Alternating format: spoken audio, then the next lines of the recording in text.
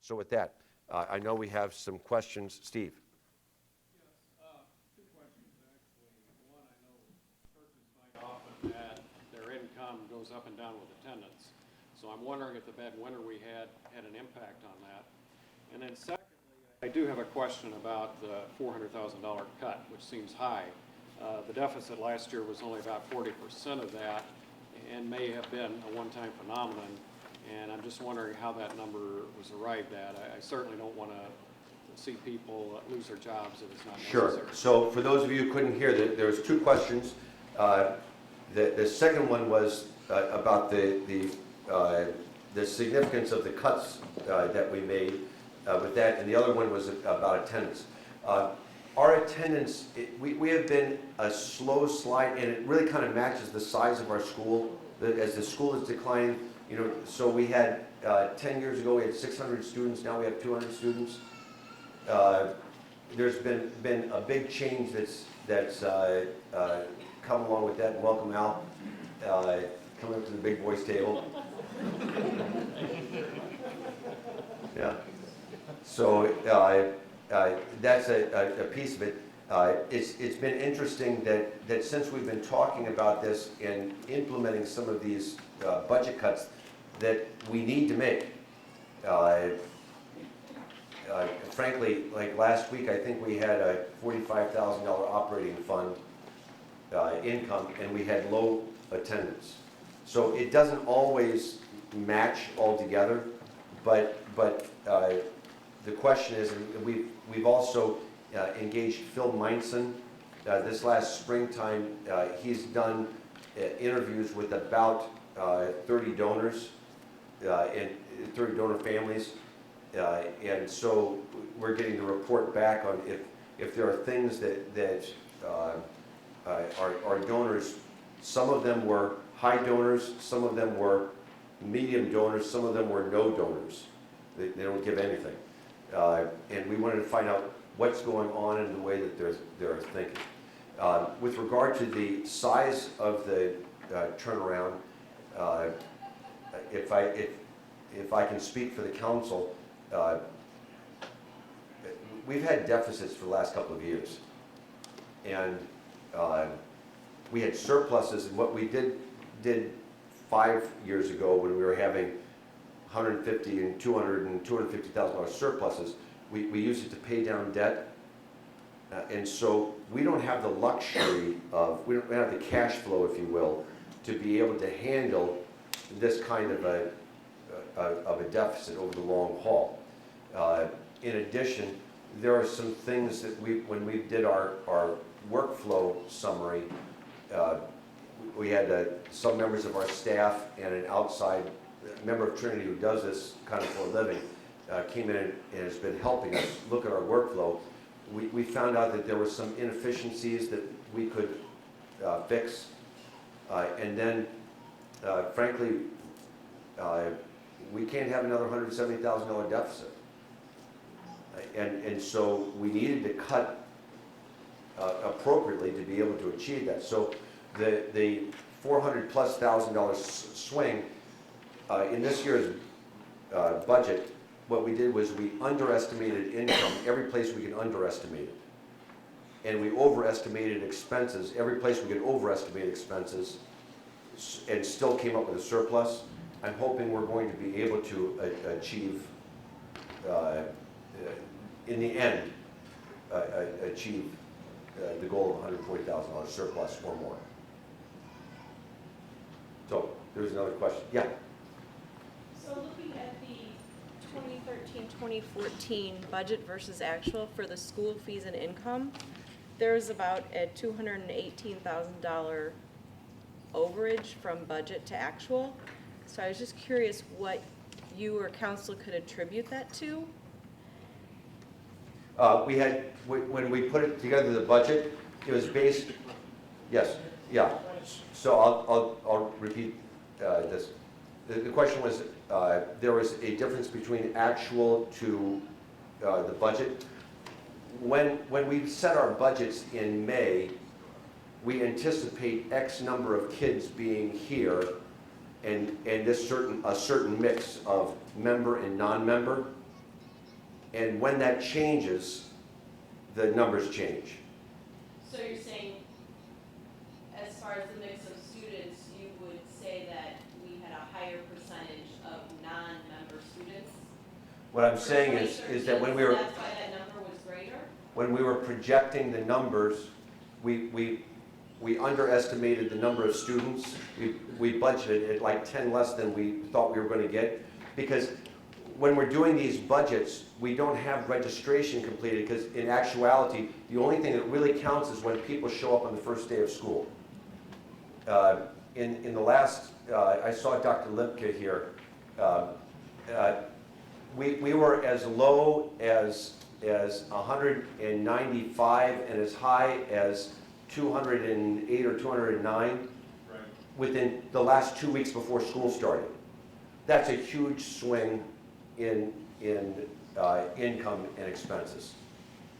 So the budgeting, whenever we're budgeting for school in May and April, we're just taking a wild guess at what we think the numbers are going to be.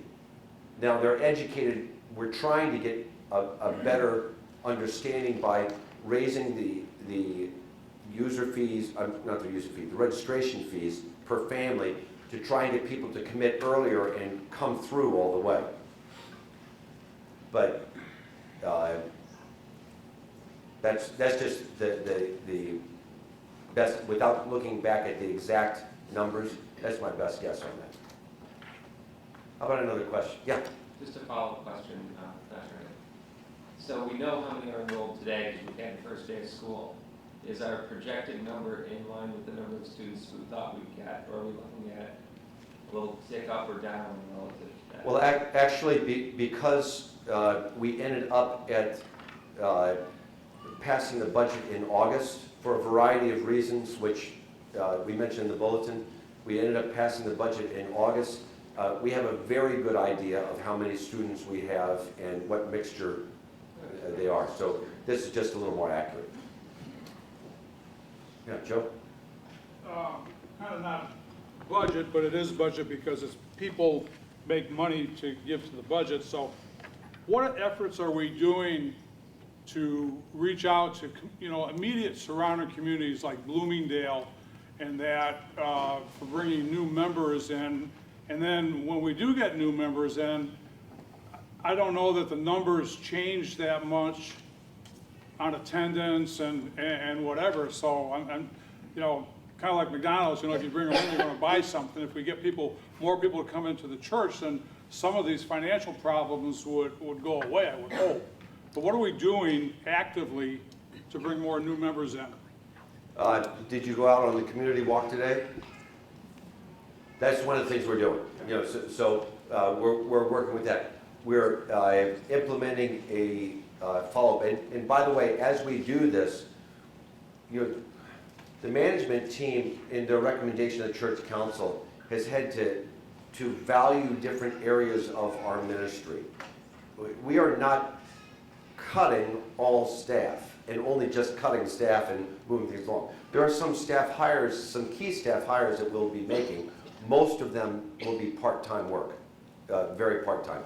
An area that we've been blessed with partnering with LifeSpring as an example. We have a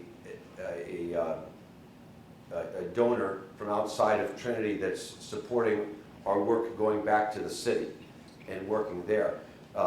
Actually, that project is paying for 6 months of a worker here in a training situation, working in particular on following up on new member ministry.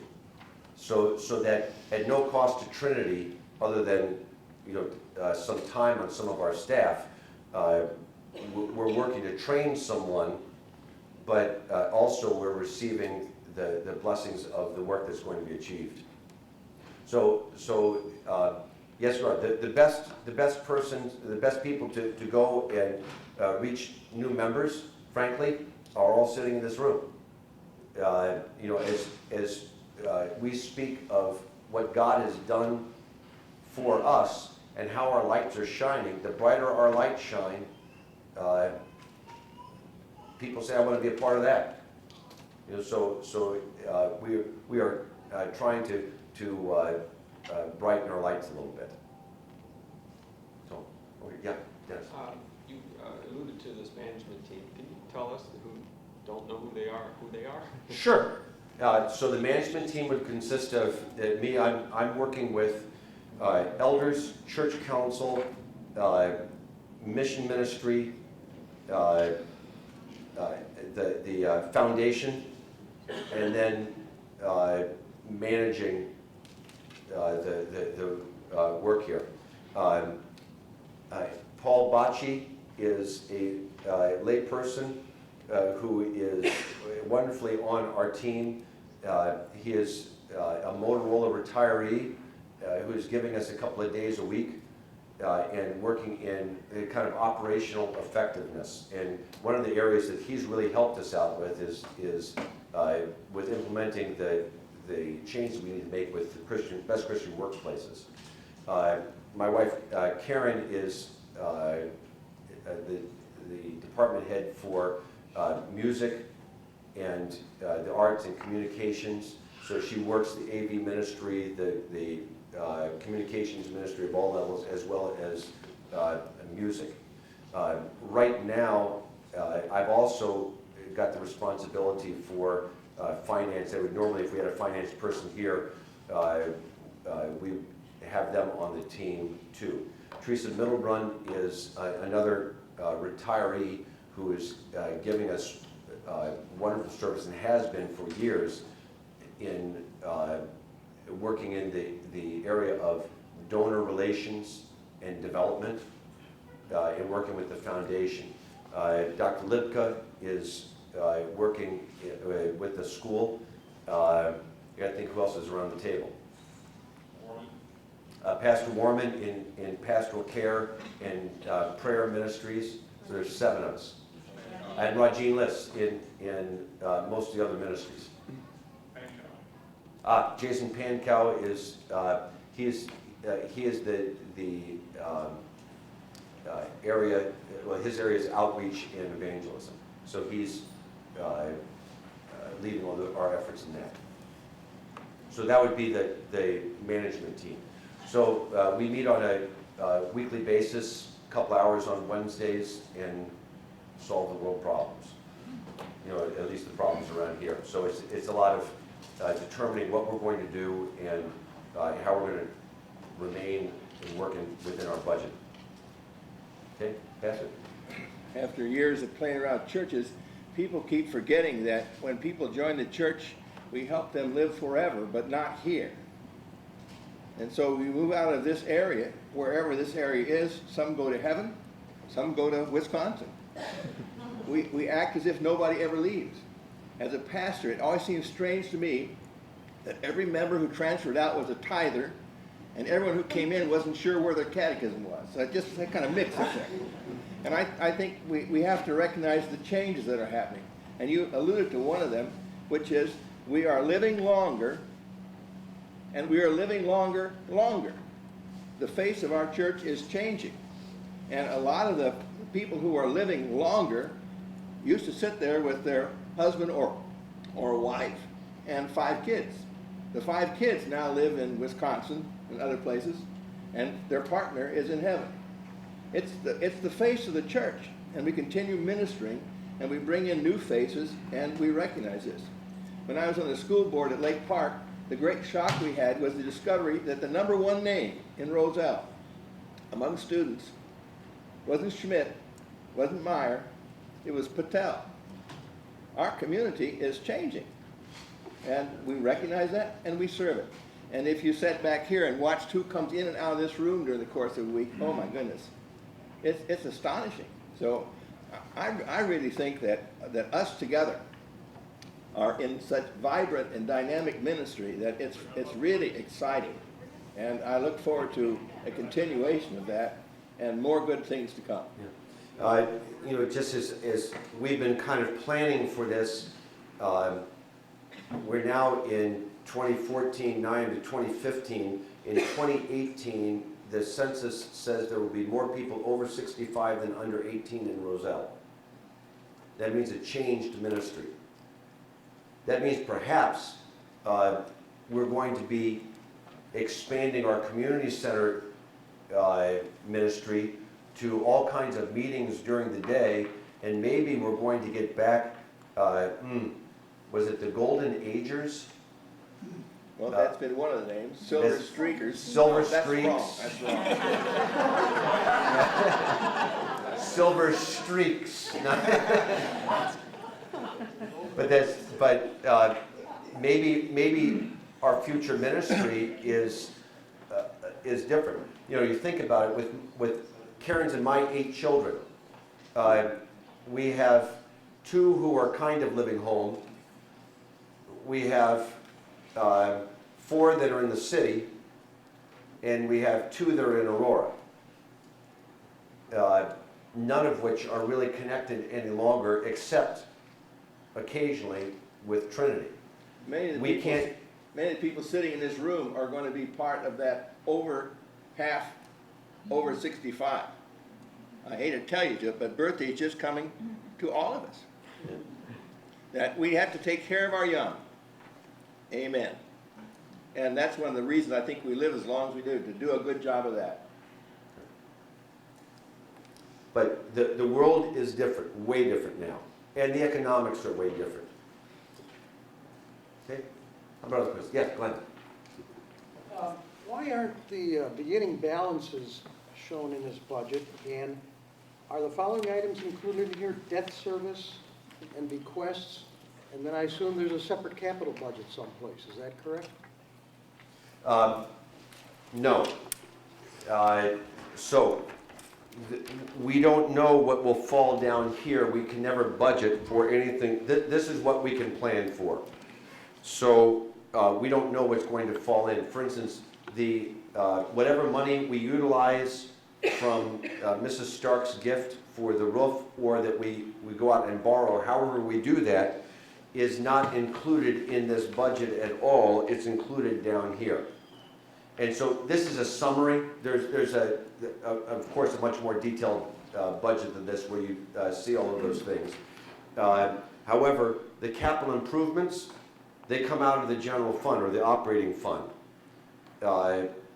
Everything between the building fund no longer, we used to be able to pay our mortgage and have money left over to fix the building out of the building fund. The building fund no longer pays the mortgage. And so, increasingly, we're having to use the operating fund, and that's a reason why we're changing the nomenclature we put the general fund on here, because if I put operating fund on here, folks would say, what are you trying to say, it's a general fund?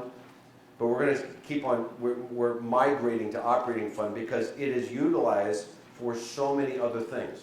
Every place where for instance, as I said, we came short with the school last year in terms of people paying their user fees, that comes out of the operating fund. If we have a roof unit go, that comes out of the operating fund.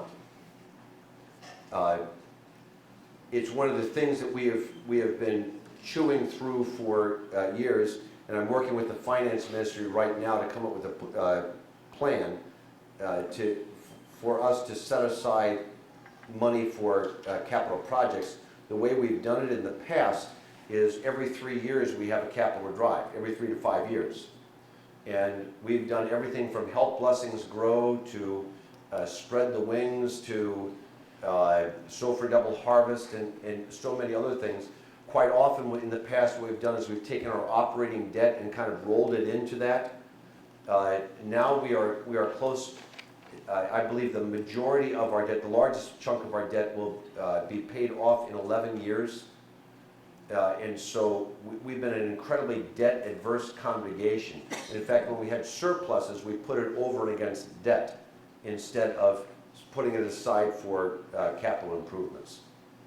So in the past, what we've always said is if we need to, we can go out and borrow for capital improvements if we have to. And that's just been the philosophy. So what was the fund balance on June 30th? Well, the fund balances aren't here. You'll be able to see it. By the way, we just completed the audit, and the audit summary will be available. This is not has nothing to do with any of the funds. So as you'll note down here, with the funds. We utilized out of funds $900,000 of both fund activity net and the funds released. So as an example, when we completed the community center, and was that about $310,000? That came out of bequests from Norma Thiemann and from Dorothy Lutzow. So we had set that money aside for those purposes. That's what they had included in their wills for that. So that's a part of that. This is like operations, but there are other monies that we go through. Be happy to show you in our annual report. You'll be able to see all the fund balances that we have. That's not the purpose of this meeting, but I'd be happy to share that with you. Okay, Tom? I was just going to continue Ken's question when you're kind of putting it off. Do you know what the balance of our debt is and what like the current balance of our line of credit is? Yes, our line of credit balance is about somewhere around $400,000 at this moment. Our debt is somewhere about 3.2 total, and that's my memory. So we've been paying that down, and as you'll see in the annual report that's coming up, we've been knocking off about between $400,000 and $500,000 a year in those areas. That's why it's down that low. So you think about the things that we've done since 1994, when we basically built $5 million worth of building, and then we've purchased the community center, renovated that. We've had all those operations going on. So our debt is down from about $5.5 million to about $3 million, and that some of that includes, in the past, has included rolling in some operating deficits. Yeah, Dave. I know a little bit earlier we talked a little bit about 2010 demographics and the census and our aging community, and 2014 today, here we stand, and I think you're finding in the community there is a lot of youth here. We've got waiting lists at some of the schools in the area. We've got new construction going on at some of these smaller schools because they need to grow and expand. And the household formations haven't taken place. You've got college grad students living at home. You've got married young families. You've got kids starting up, living with parents. Our community has changed dramatically in the last 4 or 5 years. And I think the census numbers, while we're talking about aging of the community, reality is there's a lot of young people and young folks in the community. They're just not here. We've got, you talked about it earlier, our schools dropped from 600 to 200 in the last, how many years was that? 10? 10 years, okay?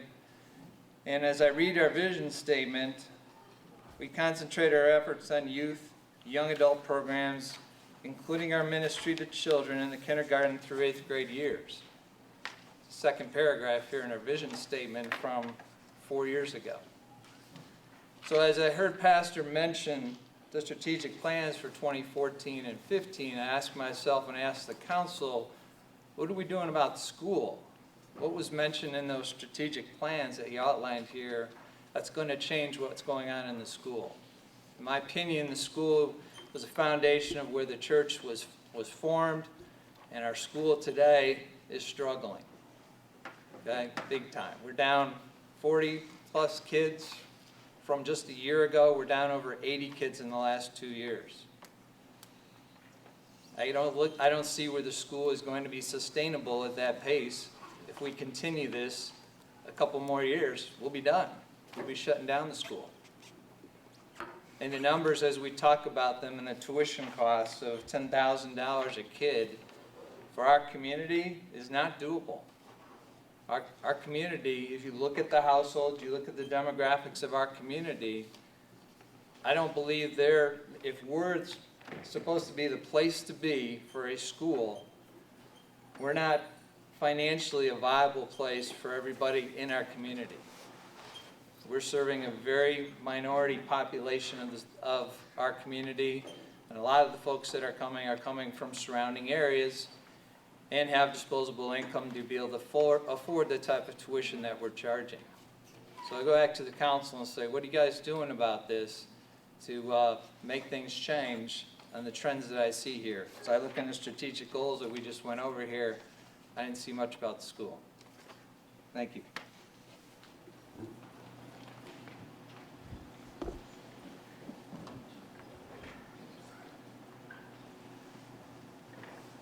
Thank you. Geez, I don't know how to use a microphone anymore. Dave, thank you for the question, valid points. As far as strategically what we are doing, we've got to do a little more research. I think there's a little more language. I can't speak to it directly, but as memory serves, in spirit and possibly in black and white, we've got more school-specific direction noted and to be acted on. Number two, in terms of what else we're going to do it, as you well know, there's 2 members on the council, Dave Kelly and myself, that have taken an active role in some of the new school improvement committees. That was done by design so that not only we have input into the committee, but we can then take what the committees teach us back to the council and try to give us some traction. Number 3, in the very near future, we hope there is a survey that a subcommittee of the council put together that was originally intended to explore and delve into some of the trends in overall worship attendance and in church membership and why it's going down. And we wanted to get some more particulars on that and ultimately share that with the elders so they too can take a piece of it. The reason I mentioned the survey to you is that we've got a body of questions in the survey that is quite school specific as well. Namely, we want to hear from families that if you're no longer coming here, is it because your kids have graduated school? Is the school a primary driver in your worship attendance? Other areas like that. So as far as what the council is doing, you've got, as you look across the table here, there's a number of us that either still have kids here and have kids that have gone through the system, as it were, but happy to say are still active here. So the school is always to be, and I'll just speak for me personally, the school has always been a very, very important in a sense of passion for me, otherwise I wouldn't be doing what I'm doing. And my son's a junior in college and I'm still doing what I'm doing for the school, as I believe it at that. Attempting to speak for my fellow members of the council, the school is a priority. It's not going to change. Enough said. Thank you. I think Dr. Lipton might be Oh. able to talk about. All right, I'm sorry. I'll let Dr. Lipgut in, give you a chance to ask your question. Thank you. I agree, Dave, that was also a very good question, important. I'm very optimistic for the school in the future. I believe that we're going to see this tide, if you will, ebb, and we're going to get a new flow upward. We have actually larger numbers now at the preschool level, not due to any small part on the teachers who have been investing time going to open houses. And last winter, Mrs. Epting is at 41 4-year-olds, is that correct? Give me, go ahead. Total preschool. Total preschool. We've got, what are the numbers for 4-year-olds now, do you remember? We've got a number that's quite large. It's actually going to. We have a multi-age preschool, so I'm not sure how you want to Yeah. answer that question. My understanding is that we're going to actually be bulging at the seams in kindergarten and retaining these students at the 4-year-old level, that we are anticipating an improvement at the lower grades. A lot of our fallout was at the middle school level. Families leave for a variety of reasons. We had some leave because of mobility. We did have disgruntled parents. We also had people with financial strife. And let's see, there was a fourth reason, but These are all with, pardon? Learning, yeah, we had students with special needs that wanted to get additional support that we couldn't provide. And those are largely balanced, give or take 5% each, for reasons that people leave. The investment in the school improvement committee and the parent meetings we had where we are giving parents more of a voice and future direction for the school, we're hoping is going to expand ownership as well and help parents to be more optimistic about the future as well as they participate in the process. There's a lot of things that we're doing to engage, improve curriculum, and engage parents and community and to reach outward. Dave actually is a participant in the School Improvement Committee for Marketing and now Governance and Finance. And I think we have nearly 50 people that have expressed interest in participating in those various committees, and we're optimistic too about the fine work that they're providing for us to improve the school as well as our outreach efforts.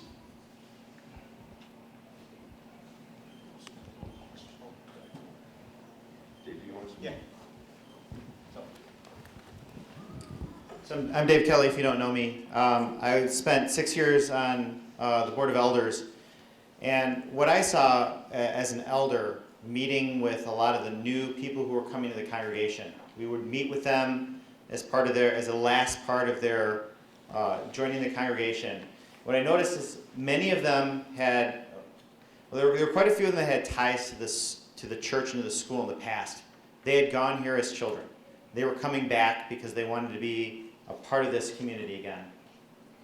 What I also found is when I would also go to the new member breakfasts, meeting them for the first time, is almost everyone who had children were already in the school. So we're doing a good job as the school is a motor to fill up the congregation. And I believe that is a critical part of why we're still here 110 years later. I hear these rumors, thoughts, these, I don't know, gossip, as it were, that there are people that think, well, the school should just fund itself, or that there's a group of people, unknown all the time, that believe that the school isn't that important to this congregation. I joined church council because I believe it is critical that we raise young people, the next generation of Americans, to believe in Jesus Christ as their Lord and Savior, and to believe in it strongly enough that they want to give that gift to their children, and that this place is a place to do that. So I want to have the discussions with people, being on some of these school improvement committees, to say if you have concerns about the school, if you have concerns about how we're running it, how it's being run by Dr. Lipka, and what we're doing as council, how the budget works.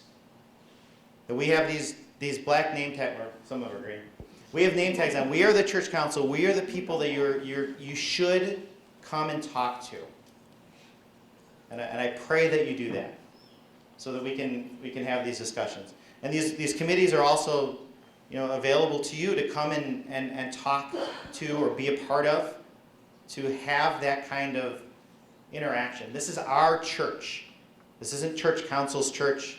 This isn't even pastor's church. This is Jesus' church to Roselle. And that's the church I want to be a part of. And that's the church I'm going to spend my time and my effort and my giving to support.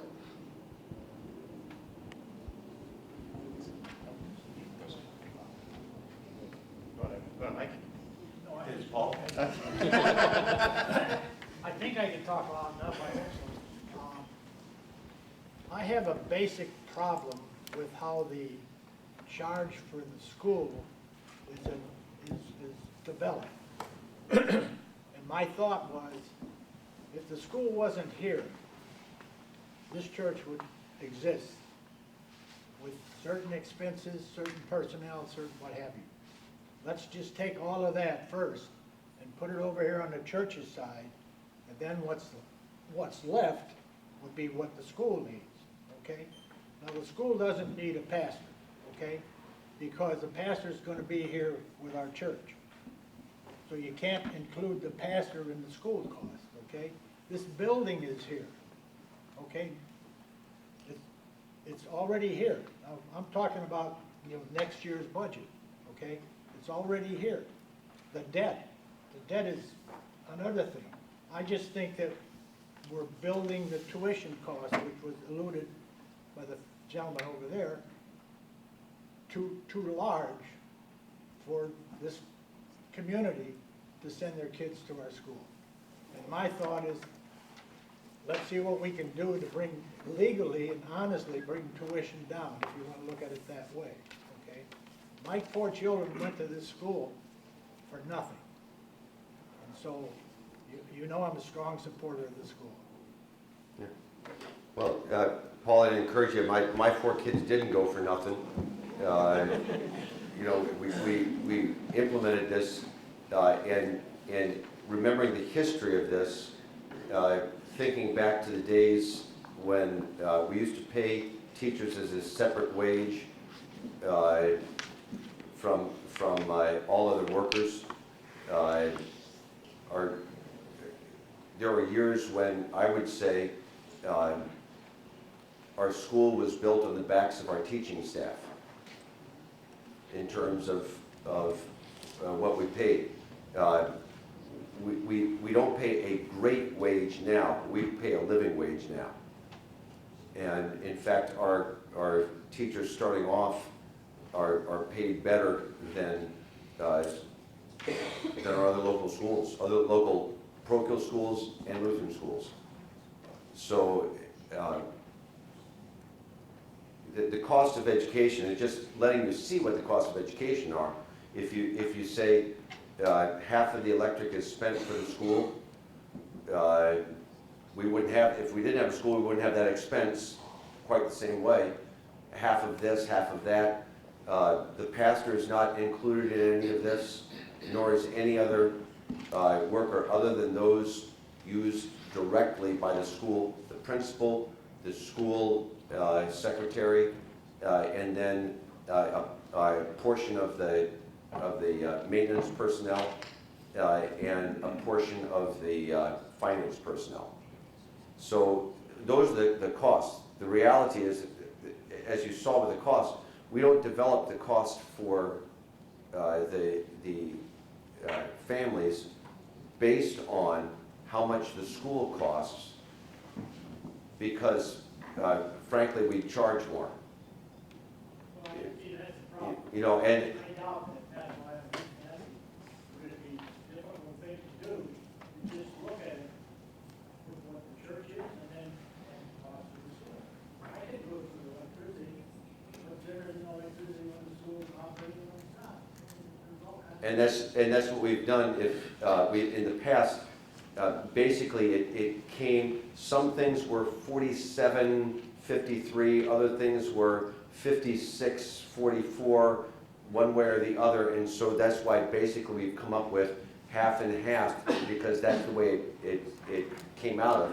But it's again, challenges we have. We've talked about continuing on with our school. We do have a difficulty with people that choose no longer to participate in our worship services or in our school or in our church after their children are out of school. And it's a problem. It's an area where we are failing, and this is why we're encouraging all of our staff to see themselves as ministers, not just to the children, but to the families. We have not grown disciples in all the families that are going through and utilizing our school. We pray that we have touched the hearts of every one of them with the Lord Jesus Christ. But in terms of growing discipleship, we have not been all that historically successful with that. And that if you look at our membership lists for 20 years, I've been here now, this next year will be 30 years. It is 30 years of the same thing. You know, and so this is not, please do not hear me blaming school parents for this. This is not a blame of the school parents. All I'm saying is it's just a part of our reality, you know, as a church and school ministry. I'd encourage everyone here, the way a way for us to lower tuition is for everyone here to remember Trinity Lutheran School, your will. Let's build up that foundation and be able to help out in that way. If you can't write a check now, write a check later. The school is one of my children in my will, because I'm so grateful for what it's done for my family, and I'm incredibly dedicated to it. And so it's a great blessing. How about another question? Yeah. Just to piggyback on what Paul said, he articulated very well thoughts that I've had about fixed costs.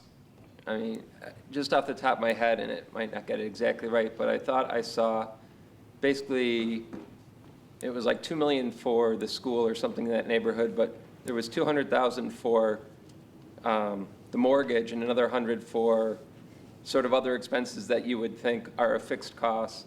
You're going to plow you're going to plow the parking lot either way, whether there are students here or not, I presume. But certainly the mortgage is something that, to Dave Vance's point, we are tracking to have no school in 5 years or something. I mean, it seems that dramatic to me based on the rate of change. And I guess I would suggest, to Paul's point, if we backed out the hard costs that Trinity will have if the school's not here, I mean, I think we're paying $5,000 for Joe right now. It's hard. My neighbors said they're thinking about a private school. It was hard for me to, with a straight face, tell them that that's a good choice. I mean, we're invested because Joe's got a couple years left, but we've got a surplus of 159,000. I'm sorry, 140 in the budget and 200 kids. If we made that 5,000 down to 4,000, I mean, there's an economic elasticity of supply and demand. And at 5,000 a kid, and I may not have this perfectly right, but I've seen my checkbook, I think it's in that neighborhood. 5,200 for Joe this year. That's hard. I mean, just to cite off the top of my head, you've got a family with 3 kids younger. It's very hard to live in or around Roselle and have that kind of cash. And I think as a mission, you know, I've heard other people, and I can't, at sort of the quarterly leadership meetings, say, I don't have children at all, or I don't have children now. Predominantly, the mission of this church, that is a significant part of it. It's not everything. But, Pastor, I've heard you say, I mean, attendance and the student enrollment are highly correlated.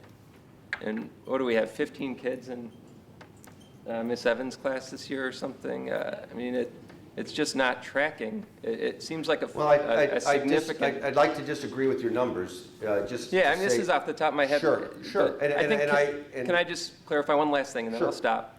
These might not be perfect numbers, because I haven't seen them but the concepts are that if tuition could go down 20%, I think you'd see more than a 20% increase in enrollment, and correlation in church worship is highly correlated to the enrollment in the school. So if we want enrollment to go up, I mean,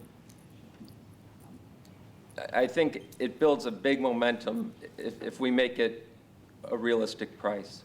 Sure. Well, it's not just the realistic price, it's how do we, because these are the real costs of having a school. You know, somebody's got to pay for the building, somewhere. Now we have, as a congregation as a whole, we take on the mortgage of basically the principal. But our ongoing carrying costs for that, half of that is charged as school expense. The school takes way more than the square footage of half this place, but you know, we just put it at half. So people get a real understanding of what school really costs. Because when folks will say, well, it's costing me $5,300, well, your $5,300 is costing me, you know, as a manager, another $4,000 that we've got to come up from somewhere, because we're not going to, you know, whether we have 15 kids or 30 kids, it's the teachers the same cost. You know, there are a variety of things, and in particular, when you bring up, it's hard because I'm not allowed. I can't speak about individual people. because situations are different, and I just encourage you to I'm going to say, hear the whole story of some of the decisions that are made by families. It's interesting to me, in one class, however, though it went from 28 or 26 or 27, 25, 24, wherever it was, 24, I think, Juanita's class last year, down to 15. There's something else that's going on there. And some of it had to do with people moving out of the community. Some of it had to do with folks just making other decisions. So there's a variety of things. When we kept tuition costs at a static level to the expense of everything else that we were doing, as well as to the cost of our indebtedness, it did not improve the number of students. This has been where we are right now, frankly, is where we projected 10 years ago we would be, because we couldn't, when the committees have done the research as to how much the cost of school is, and we figured out, well, if we did this, this, and this, well, when the committee looked at it, they said, okay, in 3 years the school dies. If we do this, this, and this, in 7 years the school dies. If we do this and this, the school dies in 2 years. The only thing that was sustainable was adding $1,000 to the cost of education. And then the commitment on our part to raise more money to be able to grant scholarships. We have never had this high of scholarships that we've granted. So while the cost is going up, our scholarships have gone up. In the past, 10 years ago, we would have given $35,000 of scholarships, and now Dr. Lipka is it right now, and we're not done yet, is it 75 or 80? It's in the ballpark. Yeah. So we're increasing that, in addition to people who we are partway through the year, you lose your job. We're not kicking your kid out of school. We just says, okay, we won't ask you for any more tuition for the remainder of the year, and we just find another way to cover that. And so in the end, we're covering a higher amount than probably you know about of the cost of education. And so I'd be happy to go over, not just me, but Dr. Lipka and others. Anybody wants to see any part of the budget, you can see any part of the budget. There's nothing hidden at all. And we'll lump together salaries, so that you wouldn't be able to see, how much any single person is making. But I have confidence that we're going to be able to do this. And frankly, the $140,000, we haven't been able to hit our numbers in the last 2 or 3 years. And some of that had to do with some of the expenses we incurred. We needed to cut expenses, and as you've seen, we've cut expenses in extraordinary ways. And so what we're trying to do is bring stability to the entire ministry at this point, so that we can continue to support the school. Let me put 2 cents in it. When I came to Trinity in 1978, one of the decisions I made after taking care of all the schools in the Southeastern District, and I visited every one of them, and all the teachers in the Southeastern District, and I visited every one of them, was I wanted to be a pastor of a church that had a school. So I came here. I came here for the school, to work with the school. We've had how many church councils since I came here? Every single church council has dealt with this issue. Every one. And what happens is we come to meetings like this, and we sit around and we talk. But if you want to talk about this issue, then you've got to quit guessing. You've got to sit down, work the figures out. Is it true? Is it not true? Have there been changes in our community? Is there something happening? Is the parent today the same as the parent in the past? And I think any teacher will tell you the Gen X parent is not the parent that was in the past. So how do you deal with it? How do you work with it? I believe we ought to have a school. Luther said, for the sake of the church, we must have and keep schools. I gave myself to a program to raise $400 million for the school system in the Missouri Synod, and to raise as many students as we can.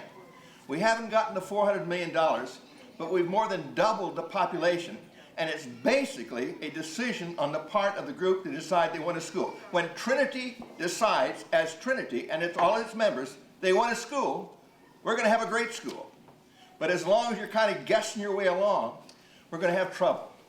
We've got to recognize this commitment, that we have children as gifts of God, but they are part of a whole picture.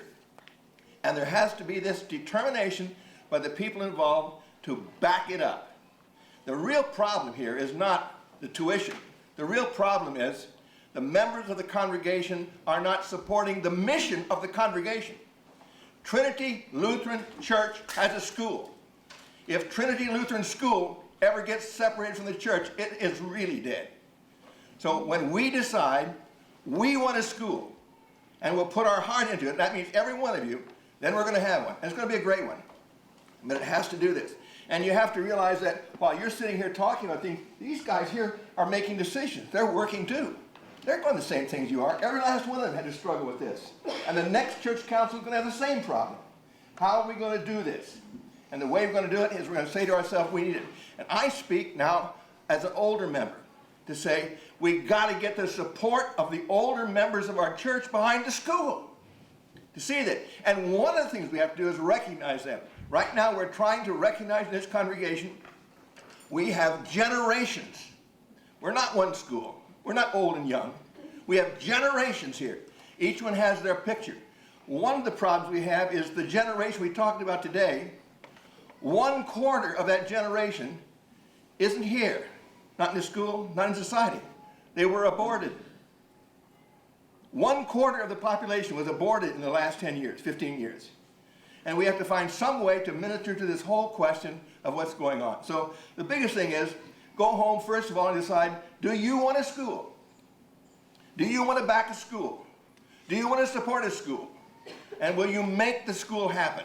If you decide that, that means you're going to have to find someone else to help you too. You've got to find a friend. And then that school will happen. And it'll happen this way. We've got a great staff here. We've got great teachers.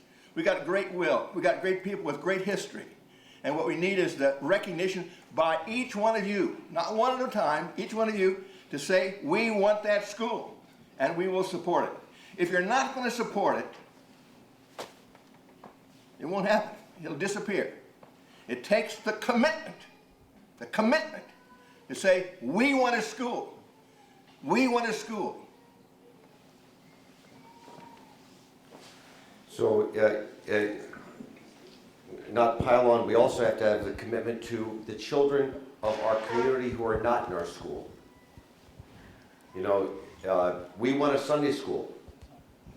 We got it. We want a vacation Bible school. Because not everybody's going to be in our school, and those kids are just as precious to Jesus. All of us together. We got to be thinking about, and then the grandmas and the grandpas, they're just as important too. And so we've got sisters and brothers in Christ. As sisters and brothers in Christ, we just got to determine what we want to do. Yeah. In case you don't know me, I'm Jim Mathias. I've been a member here for 40 years. Alice is my wife. I'm a little bit at a disadvantage trying to talk right now because I've been on church council 2 months. But I was on church council from 2004 to 2010, so I do know quite a bit about a history. And your questions by several of you are very appropriate, and we have our challenges. We have financial challenges, and we have the church and school that's been on a downward spiral in terms of enrollment. We have significant challenges here as a church council and the management team and the pastors. I'll just give you some numbers. Bear with me, these are off the top of my head, so I apologize, Pastor, if I'm off a little. But in 1996, our enrollment, our attendance at church on a weekly basis was about 1,650. In 2004, I believe it was 2014, I believe it was somewhere around 1,100, maybe 1,050 on average. So you can see that's a significant drop.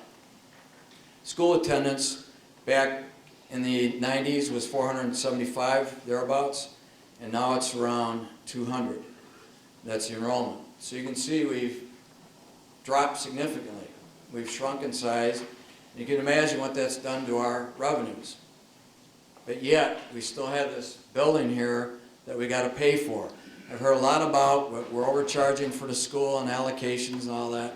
I'm just going to say, based on my knowledge, and I was on church council, I was a treasurer and I was the head of finance for 5 years, that's not true. We might be able to tweak it a little bit, but you still got half of this building that really is school. You've got teachers that got to be paid for, and that should come out of the school. So I just wanted to let you know that we have our challenges, and it's a huge challenge for church council, for pastors, and the management team that we've got to change that. And Dave, your questions were appropriate, and some of the others about what are we doing to get the enrollments up. We've got to try to make that happen. That's got to be a priority, or we're going to continue to struggle. It's not really a matter of how much we charge the school and how much we charge the church, because I can guarantee you what we're charging for the school does not cover the expenses for the school, not nearly. Whether it's $8,000 or $9,000 in total, it really doesn't matter. But I agree, what we're charging is a lot. And in today's world, it's a tough pill for everybody to swallow. So we got to do what we can to try and change the tide and get our enrollment up, get our attendance in church up, and do what we can. Any questions? Paul.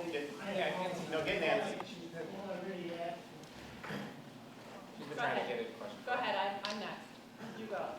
All I really ask for is for the church council or anybody, just take a look at what I suggested. It's easy to determine. You ask the pastor, what does he want here? If it's a church only, and then add the extra costs, and that would be the school. We're talking about, 16 hours of work to put those numbers together? That's all I was asking, so. I'm going to tell you that I worked on a school model for budgeting to help out Al and others. So I really know, I'm pretty intimately knowledgeable about the allocations that go to school and what goes to church and all that. And I'm just saying, maybe it can get tweaked a little bit, but the tuition we charge doesn't come anywhere near close to what actual expenses are. Okay. All right. You and I have talked about this many times over the years. So. Yes. I want to go back to Brian's point in that I think we might be thinking of this church, right? We're paying what a lot of us feel is a private tuition, and we're at a Christian school. And we don't have the curriculum of a private school. And my example of that is after 9 years of Spanish, our kids are only achieving passing Spanish 1 in high school. So maybe we're thinking of this wrong, right? If we're going to have a tuition of a private school, maybe it's a curriculum question that draws those students.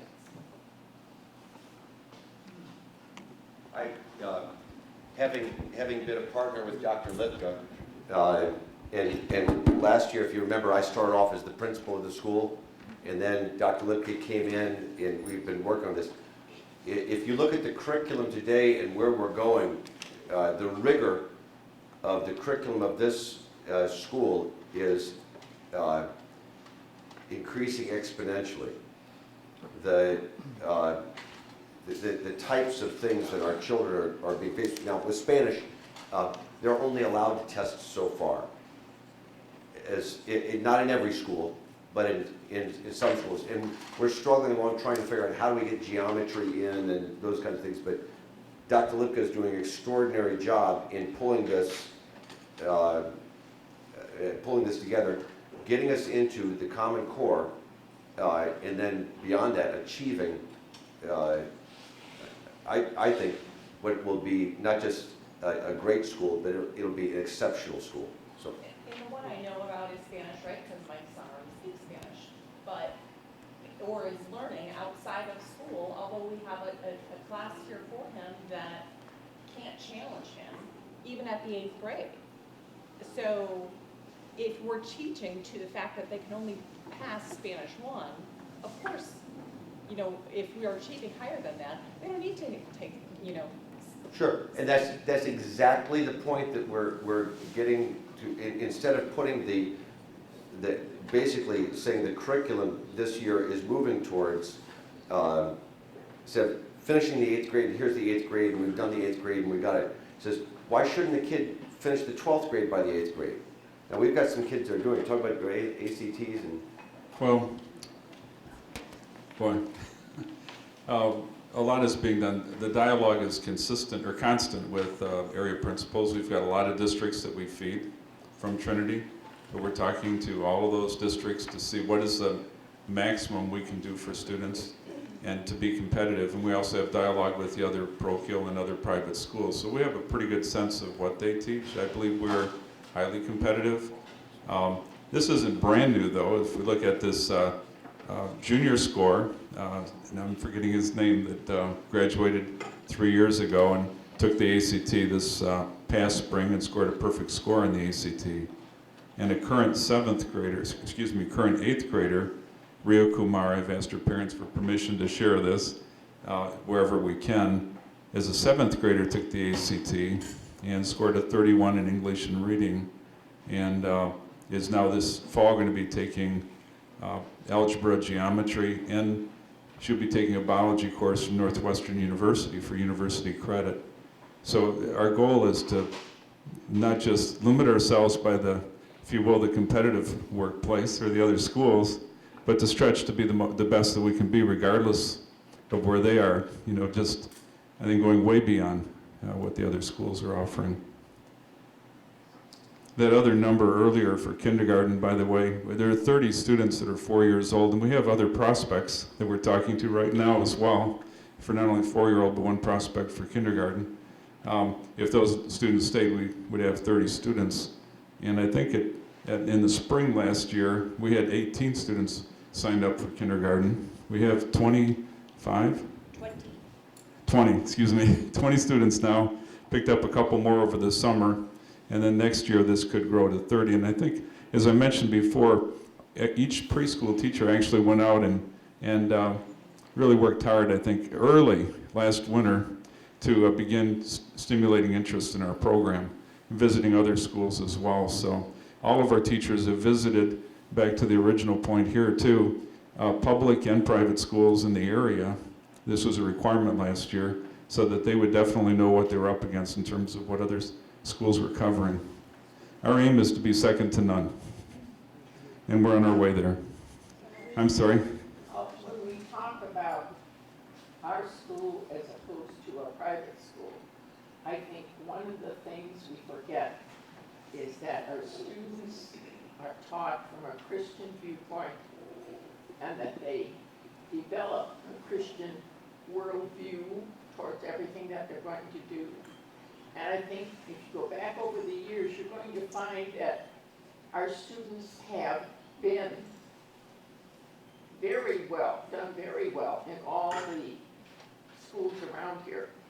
In fact, even in college, people will say, I bet you went to a parochial school because you know these things so well, and because of their attitude. So when we talk about a private school, we're talking about a Christian school. And that's important, because I moved to Trinity so that my kids could have a Christian education. And I know at that time,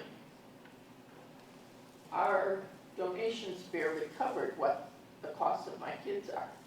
But I stayed, and I still do my time so that other children can have the benefit that my kids have, when I could barely afford what they were receiving from Trinity. Good points. Christian discipleship, building Christian disciples is a key priority, and we are building character in many different ways. We also are not a selective admissions school like private schools might be. We accept nearly everyone that applies if we can meet their needs. And so when an 8th grade class going to Lake Park has 8 graduates that test for Spanish and 7 of them pass it, that's a pretty remarkable thing. We didn't just through some stringent admissions requirement, restrict the students entering here to the highest performers or highest ability.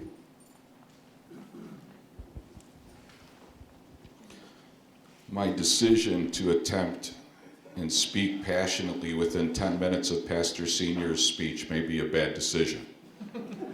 We'll see. I'm going to try to offer some loving admonition and direction to my fellow members.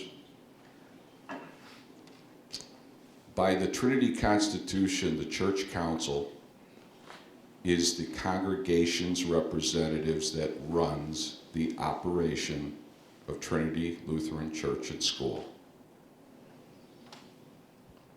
That means you guys. We are you, you are us. As we delve into the various questions of the school, whether it's budget particulars, curriculum particulars, or any particulars, we all have a duty, as Pastor so eloquently put. We all have a responsibility. And you know what, as Dave touched upon, Dave Vance as well as Dave Kelly, we have put forth and organized a number of committees that give all of us a say-so. All of us an opportunity to put our heads together and say, you know what, where are we missing? And what can we do about it?